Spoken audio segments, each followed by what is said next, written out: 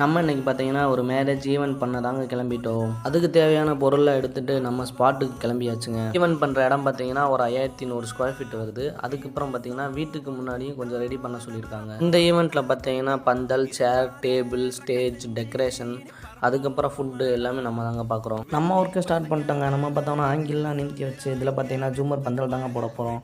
நம்ம பந்தல் பார்த்தீங்கன்னா ஃபுல்லாக போட்டதுக்கப்புறம் இந்த மாதிரி தான் சீலிங் இருக்கும். இதில் பார்த்தீங்கன்னா சைடில் நம்ம வால் போட்டுடலாம். வால் பார்த்தீங்கன்னா அதே மேட்சிங் துணியில் வந்துடும். இதில் பார்த்தீங்கன்னா நெக்ஸ்ட்டு நம்ம ஸ்டேஜ் தாங்க ஏற்றிட்டு வந்தோம். இது பார்த்தீங்கன்னா 20x12 சைஸ் ஸ்டேஜ். இது ஜாக்கெட் டைப்பு. இது கொஞ்சம் வெயிட் நல்லா தாங்குறனால அந்த ஸ்டேஜ் போடுறோம். நெக்ஸ்ட்டு பார்த்தீங்கன்னா ஸ்டேஜ் டெக்கரேஷன் தாங்க. டெக்கரேஷன் பார்த்தீங்கன்னா அதுவும் பண்ண ஆரம்பிச்சிட்டோம்.